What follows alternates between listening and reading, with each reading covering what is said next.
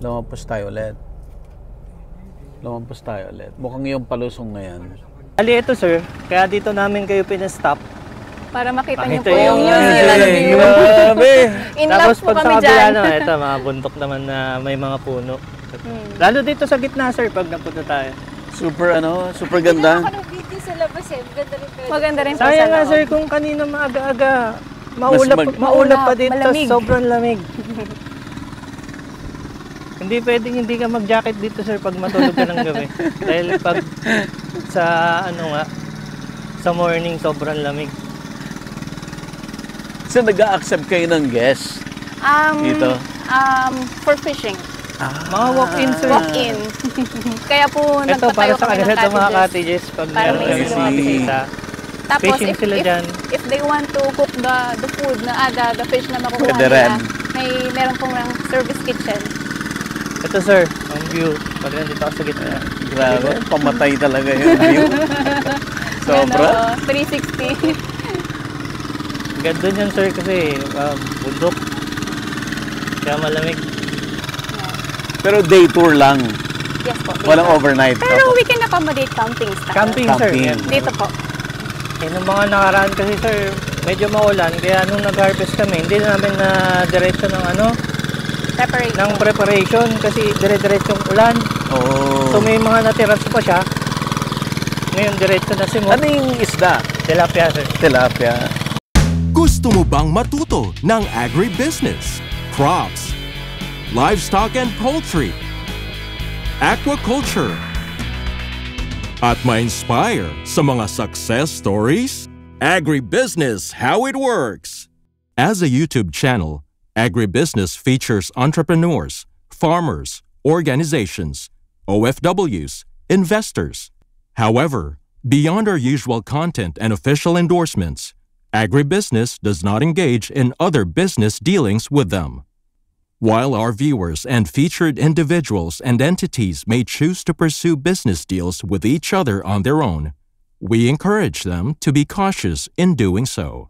This September, join us for a day of 6 panel discussions, exhibits, business socials, and dinner. Learn from agriculture's top experts and explore the ideal farming venture for you at Agribusiness Connect, happening at Elements at Centris, September 28, 2025. Doors open at 12 noon. Don't forget to register through the link in the video description box or simply message us on Agribusiness Facebook page. You may also text us at 0917-827-7770. Strictly no walk-ins. Meet the Agribusiness Connect panelists. Rice and corn, high-value crops and orchard, smart farming and precision agriculture, livestock and poultry, aquaculture, mechanized farm machineries. Exciting prizes and giveaways are waiting for you. Win a trip to Taiwan, made possible by BNG Travel and Tours Services. 2 lucky winners will be announced during the event. Win an Aralat Gala trip made possible by Inspired Learning Tours. Win exclusive gift certificates from Kiwami, Japanese Master Kitchen. Lucky winners will be announced at Agribusiness Connect. Don't miss it. Traveling anywhere around the world? Book with Mango Tours Houston for exclusive discounts. We would like to thank our major sponsors. Rural Bank of Angeles, your rural bank of choice. Tate Vandeman Feeds, best value solutions for shrimp farming. AgriDom, empowering you with digital agriculture. Amo, ako'y magsasakang organiko. Itaas ang ani, ibaba ang gastos. All certified equipment, a company steered by experts, manned by professionals. Greenland Organic Fertilizer, katuwang sa pag-asenso ng magsasakang Pilipino. Tuburan Coffee, hand-picked and roasted with love. And Tuburan 360, Nutri-Hydro Plant Nutrients. Think precision, think Nutri-Hydro. Villa Orbe Farms, pioneer of pure Berkshire and grass-fattened crabs. Bulacan Dragon Fruit Depot, source of quality dragon fruits and planting materials. Dendrotonics, agarwood and deforestation. For God, country and wealth. Bio and biofertilizer. Teknolohiyang Pilipino, gawang Pilipino, para sa Pilipino. Yamang Bukid. Galing sa kalikasan, alay sa kalusugan. Rick Zwan, sharing a healthy future. Restore Solutions, reinventing sustainability. Transfer it, print on anything. Don Benitos, Pambansang Cassava.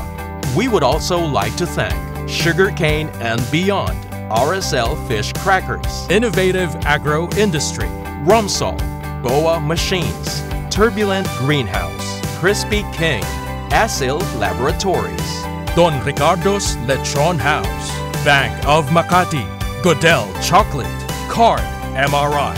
See you in Agribusiness Connect. Agribusiness Connect. Agriculture in full view. Magsisimot kami ngayon tapos diretso preparation na sir. So may mga laman pa to? Meron pa rin natira sir. Makikita natin mamaya. Yan po yung mga pinagpipishing Tapos ng mga ito, sir, nakaraan. ongoing ang growing, 3 months. 2 pans po yan, 3 months na. Wow. Ang dami. Ang ganda ng pagkaka-layout niyo, ha? Opo, sir. Ako yung architect dito Ito. ni Daddy. Kasi former OFW ako sir, so habang nasa abroad ako noon, siya yung nagmamanage dito. Patuloy kayo sir. Sa aming Tada! tingtambayan. Thank you, grabe. Ano po? Drinks? Ano po? Sige po. Pero hindi pa siya fish pond nun. Hindi pa, sir. Ako, sir. Ano to? Rice field. Rice field na may mga Swamp. ilog-ilog Na na maraming sobrang tambo asukal. na damo. Dinevelop na lang po. Galing. Nung na-acquire naman to, Sir Buddy, wala pa sa plano namin na lagyan siya ng fish pond. Hindi pa namin alam. Basta makabili lang kami ng farm lot. Yan lang Kasi muna. that's during pandemic.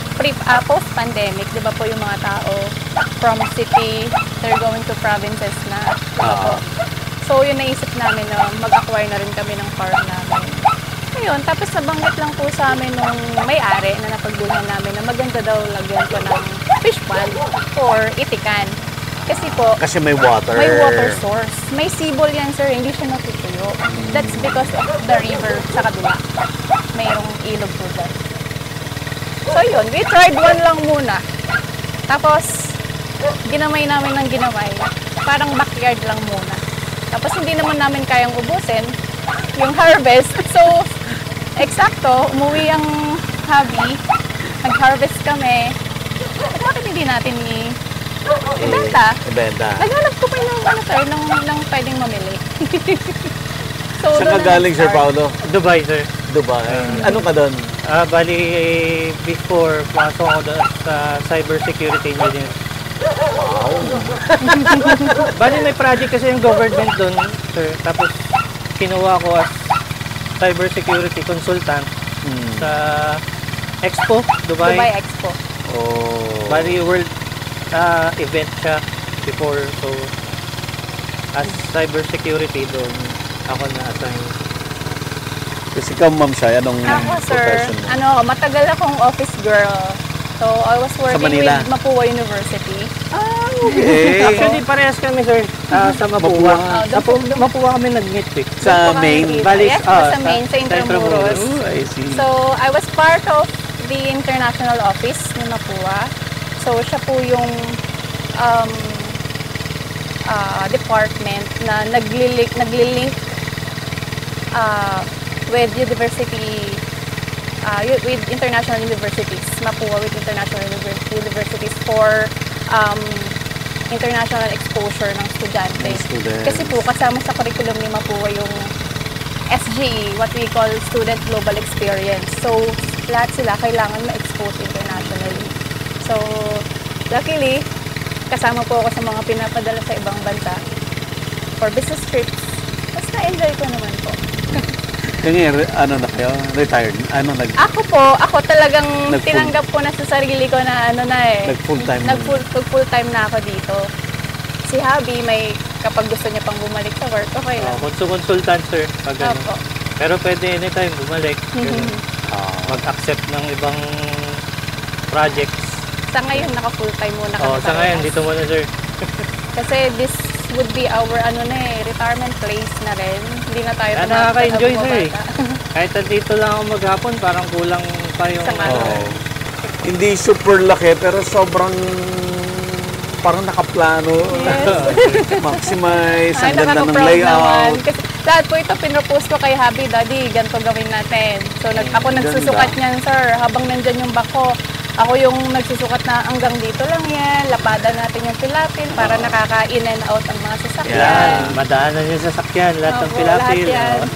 Ganda. Yan, siya ang architect niyan, sir. Pero hindi ako architect by profession. Graduate po ako ng BS Psychology. Oh. Tapos nag-masters ako ng psychology din.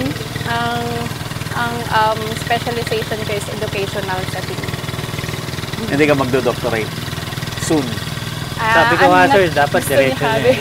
Ano na one step na lang eh. Ang hirap mag-aral, sir. Kaya nung last time, sir, napanood namin si Sir Atoy ko. Ayun, Opo. kasi idol ko yun sa Mapua. Mapua rin siya, di ba? Oo, Opo, nagko-coach siya doon, nag-coach sir. siya Yun, napapanood ko eh. Siya, Sir Atoy yan. Saan kayo sa Ako po is from Ilocos. Ilocos Ilocos talaga? Sur. Ako pinanganak. Taga doon po yung father ko. Anong town? Santa. Yung mama ko po ang Yung taga mataas na Sambales. church. Apo. Ganda ng church. Eh. Opo. Kaya lang hindi ako doon lumaki. Kaya hindi ako Sa Manila? Dito na po. Dito ako lumaki. Dito. Kasi ang Manila ko is nung employed ako. Paano ko na? Oo, pwede na. Palatag na natin yung net para... Ano natin? Kunan natin yun, yung naglala. Sir, Doon tayo sige, magkwento. papapesto ko muna, sir, Ay, para sige. pag nagpa-ganon na sila, yan, kuha na natin. Daddy, ikaw muna ha. Gusto nyo patayin muna natin? Sir, Di ba maingay sa- nakifilter po ba? Pwede pong patayin muna. Patayin. Actually, maingay. Sige, sir, patayin na natin.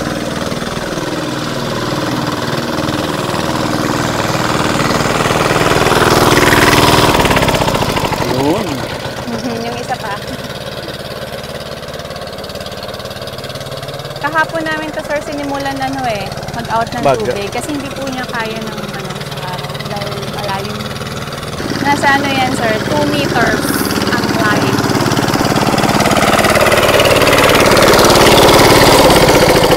Harvest.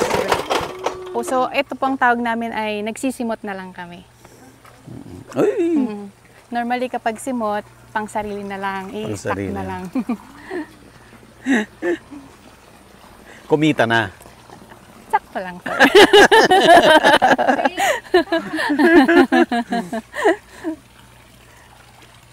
Kasi sir, ganun din. Kung bibili ka lang din ng tilapia sa labas, mas mapapamahal pa. Eh di, tangkilikin yung sariling atin. Again, si Ma'am Shai at saka si Sir Paulo Salvador. At andito tayo sa Salvador's Farm. Yes. Anong taon po ulit to, Ma'am Shai? Nag-start. Itong, anong taon Anong po ito? taon? San Felipe. San Felipe. Zambales. Zambales, ayan. At ngayon ay nag-harvest tayo. Sabi nga ni Ma'am Shai ay nagsisimot na lang. Naibenta na. Yes, sir. Ito yung mga tira-tira na lang. Pero ang dami pa rin, oh. Yes po. Kasi hindi po yan mauubos hanggat hindi talaga po i-drain I-drain. yung water po. So actually nagde-drain sila, pinastop lang muna natin kasi hindi tayo magkarinigan dahil malakas yung Tunog ng pump. tunog ng pump. Ang dami, nakakatakas na. Yung lalaki. Wala, sayang.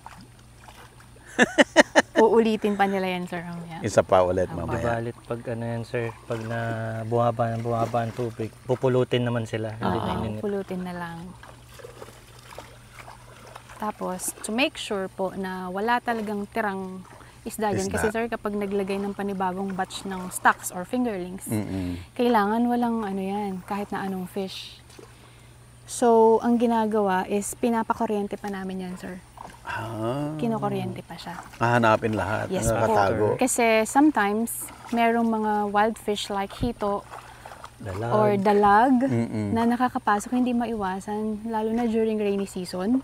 So talagang may papasok at papasok. Saan po nanggagaling yung wild? From Itong mga surroundings. kapitbahay. Opo. Kasi kaya po yun gumapang. So kukuryentehin po yun. Kasi kapag hindi sila nakuha, sayang lang po yung ilalagay na stocks. Kakainin lang nila. Mukhang expert na ka na. Naka, sir! From academe to Yes. tilapia farming. Sir, actually, to tell you honestly, talagang zero knowledge kami sa pag-grow ng tilapia. Simula sa pag-prepare ng pond, wala kaming alam. So, talagang nag-research. Ang daming videos namin pinanood. Even the seminars and videos na accessible galing sa BFAR. Pinapanood namin yun, sir, paulit-ulit hanggang sa, ayun, nagagamay na paunti-unti. Kasi once nasa process ka na, malalaman mo naman na yan eh. Diba? Lahat ng... Madidiscover mo lahat. Yes, lahat ng problema, madidiscover mo. Pero maiisip mo rin yung solusyon. So, pang ilang cycle nyo na ito? Medyo marami na, sir. Siguro, kasi during yung first pond namin, naka-1 taon kami doon, which is 2 cycles.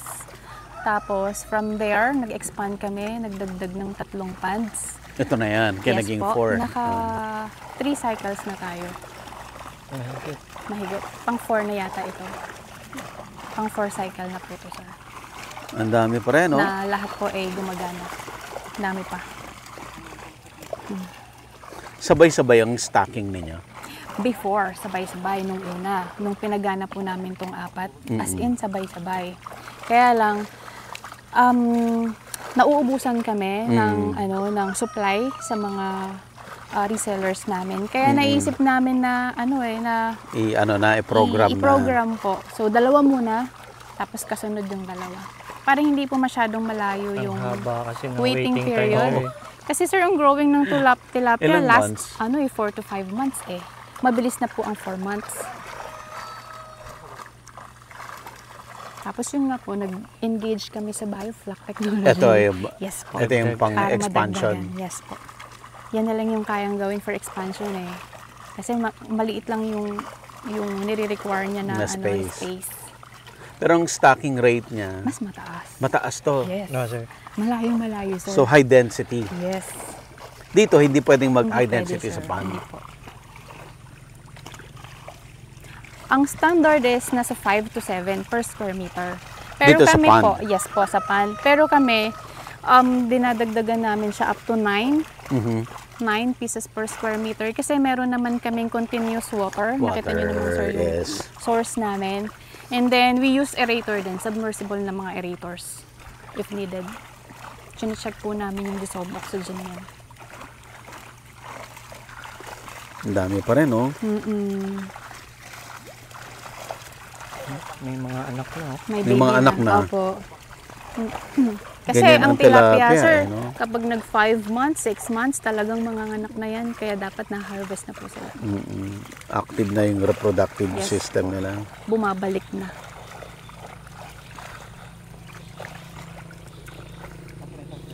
Yun, may dalag. May dalag. May dalag? Ayan, see? Asan? Meron.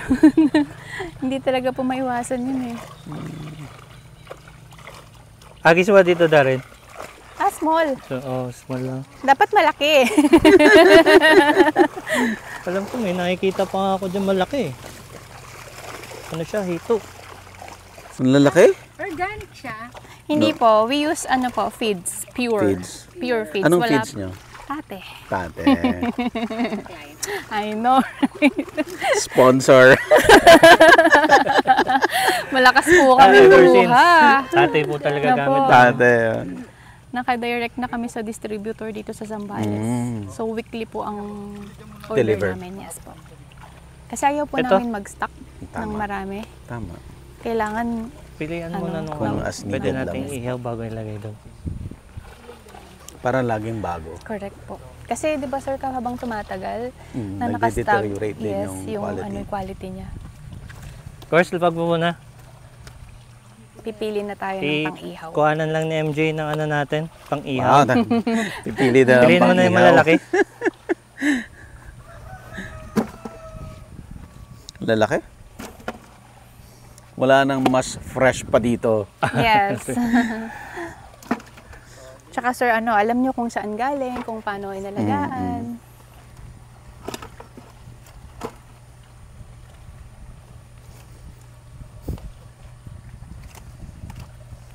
Kuha tayong pang ihaw natin. Tsaka sweet and sour, sir. Sweet and sour.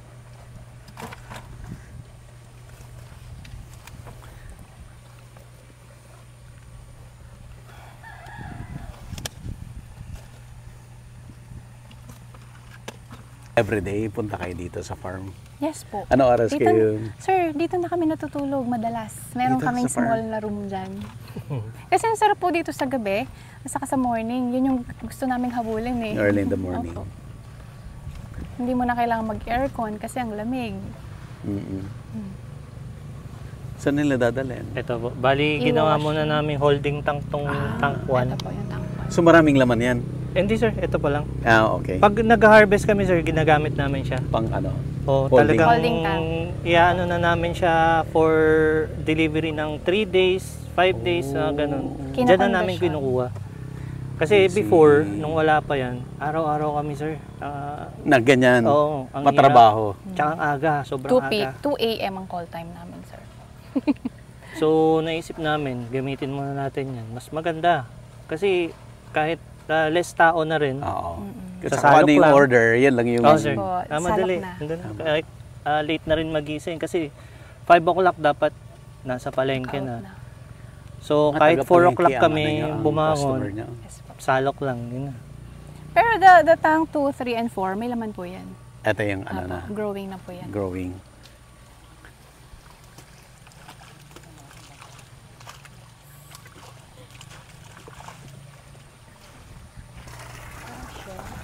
Ano po yan, golden kohol. Golden Hindi po kohol. maiiwasan din. Pero nakakain din yan, di ba? Yes po, mayroong mga kumukuha sa amin yan dito pag may nanghihingi, ibinibigay namin. Kasi nakiklin din po yung pants eh. Kasi kumakain din po yan ng feeds. Ah, talaga? Opo. Yung mga, yung mga Yung hindi nila hindi nila nakain. nakakain. Yung bababa sa bottom. Opo, kukuhanin nila. Kakainin. Kaya matataba po yan.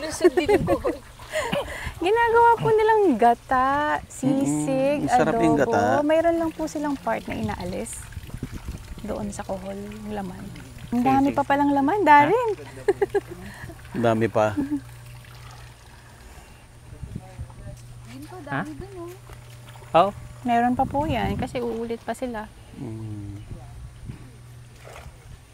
Bakit tilapia ang napili nyo? White tilapia. Kasi sir, unang-una, sa ngayon sir ha, siya yung pinaka mababa ang price sa market. And then, pangmasang price. pangmasa.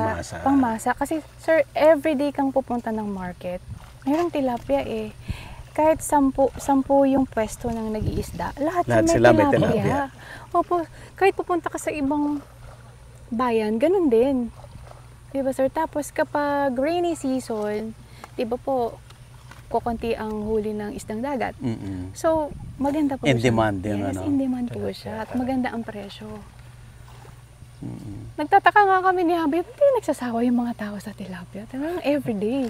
Iba pa yung nag-rolling, iba yung nagtatalipa pa, yung nasa market. Yan po yung mga ano namin eh, mga buyers ng tilapia dito. Meron pa nga rin pong nag-online eh, kumukuha dito. Hindi siya mahirap ibenta. Kumusta presyo?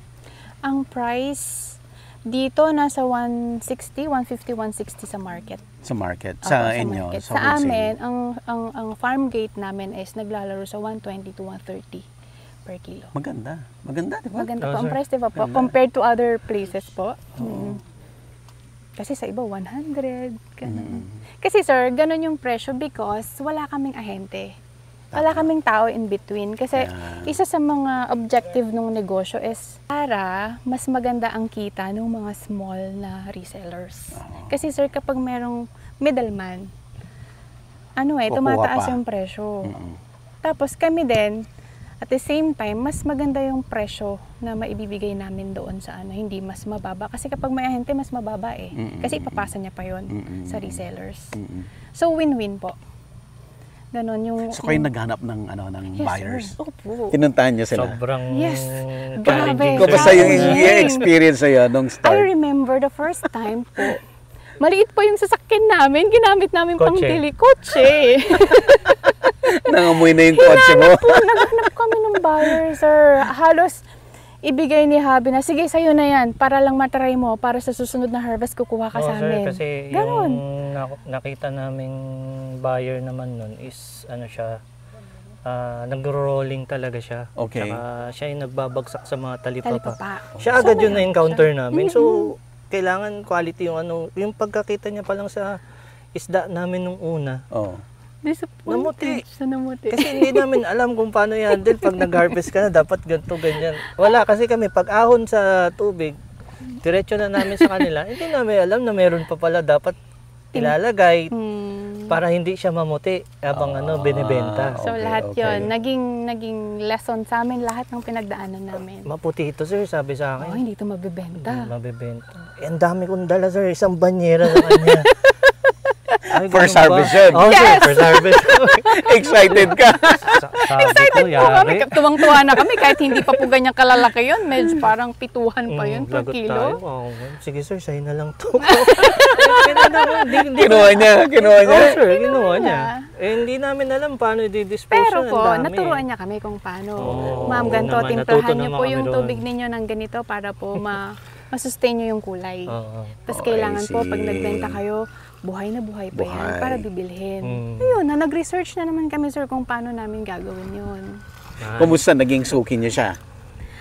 Ngayon, paano-ano lang yung kuha niya sa amin. Siguro dahil hindi pa namin kaya mag-supply ng as in dire-diretso. Kasi mabibitin po naman siya. Naiintindihan yan naman ang po gusto namin nila yun. Consistency. Yes. Pero, kahit ganon, meron naman kaming mga buyers na tuwing harvest namin, talagang grabe ang suporta sa amin. Ma'am, sabihin nyo lang sa amin kapag harvest na kayo, daily kukuha ako sa'yo. So, yun. Before harvest talaga yun ang ginagawa namin. Alam mo na, hanap-hanap ng buyer kahit saan. Post ako sa Facebook. Post siya sa Facebook. Punta tayong palengke. Punta tayong talipapa. Mag-alok tayo. Ayun, hanggang sa paisa-isa, sir, sa kada lugar. Naipon. Hanggang sa naipon. So, every harvest na namin ngayon, yun na, mga regular naman na binabagsakan namin. So, ngayon, kulang na. Yes. yun nga, sir. That's our problem na, which is wala positive. na naman, sabi. Wala na Diretso naman. lang. Kasi 1 week lang, ubus lahat to, sir. 1 week lang. araw-araw, Sir, I remember, meron tayong isang araw na 600 kilos yung na-out natin. Kasi yan. talagang nagkasabay-sabay yung orders. Tapos weekend, yan po yung malakas. Tapos ngayon, daily, average, kaya namin mag-out ng nasa 100 to 150 daily. Wow. Which hindi pa namin kayang ibigay. Kaya kami nag-expand. Sana araw-araw. Kumusta yung magkano yung lumalabas na neto per kilo? Daddy, ikaw na alam. Yan, kinumpute ko yan Kinumpute eh. mo yan. Kasi before, yung last na compute ko, sir, ang costing namin is per kilo is 64 pesos talaga. Kasama na lahat. Kasama na lahat. Yes. Ang pinakamalaking chunk niyan yung feeds. Feeds. Yan, sir. 40%, sir, feeds na pupunta. Yun, so the rest, ayun na.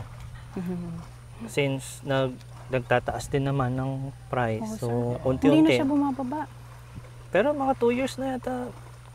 Na consistent na ganun yung presyo. We started from 100 pesos ang ano natin. 90 pa nga, sir. 95. Good size yun, sir, ha? 95 pesos per kilo ang farm gate. Yun pa ang challenge namin nun, sir. Hindi namin talaga alam ang pricing, sizing, paano ba ang size? O sige, labo-labo na yan. Kasi pagkuha namin tutimbangin nyo na. Hindi pala ganun, sir. So ngayon, lahat yung mga yun is, na-address na namin. So siguro meron pang parating na challenge na alam naman namin kaya namin i-address. Ganun lang yun. Wag lang hihinto. At least kumikita. Opo, nasa-sustain naman po. At least nasa 70% pa rin ang lumalabas na namin. Survival rate lahat. Opo. Pero ang tinatarget namin, sir, is 80% survival rate. Mataas yun. Opo, mataas yun. Mataas yun. Pero tingin ko kaya kasi okay na po kami sa mga sa gamit. Yan pong, sir, yung water source na yan. Talagang nag-invest po kami dyan, naka-solar yan. So, di na kami namimili ng diesel para po mag-produce ng tubig. Bawas gastos din. Ang panel niyan, sir, ito. Ito yung panel. Kasi, sir, nung wala pa, diesel lang gamit namin. Grabe. Ang cost namin sa diesel pag summer, sir, 60,000. Diba, sir? Ang laki. Sayang, no? Sayang. Ngayon, wala kaming binibiling diesel. Kahit maghapon po siyang umaandar pa. Minsan nga po, sir, pinapatay na namin kasi nakuha na po yung level ng tubig. Tsaka kapag umuulan, kahit naman po makulimlim, meron pa rin siyang tubig. Ayun, tapos nakaipon na kami ng mga pumps and other equipments. Ayun. Doon na po tayo From the kita na yes yan. Po. Hindi na additional yes po. Kaya itong mga susunod na years talagang more on na talaga siya. Profit na yung pwede bang maitabi na namin. Hindi ba kayo naka-ROI? Malapit na. Kasi sa amin, sir, hindi namin maramdaman yung ROI kasi gumugulong. Yes. Paikot namin, sir.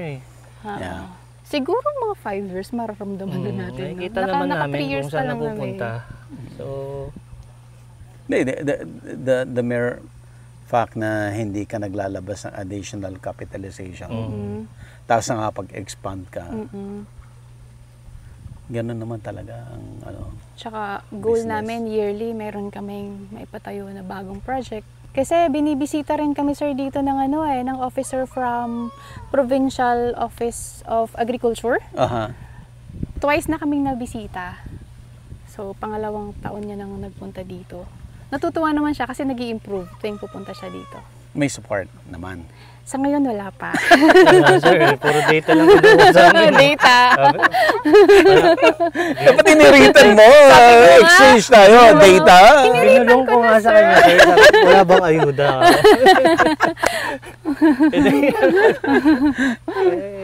Wala bang kahit yung lang po, pang baka yung test kit lang? Ay, na-meet ko na siya. Yung provincial agriculturist nila. Di ba? Nakita natin kay Sir Batambakal. Andun siya nun.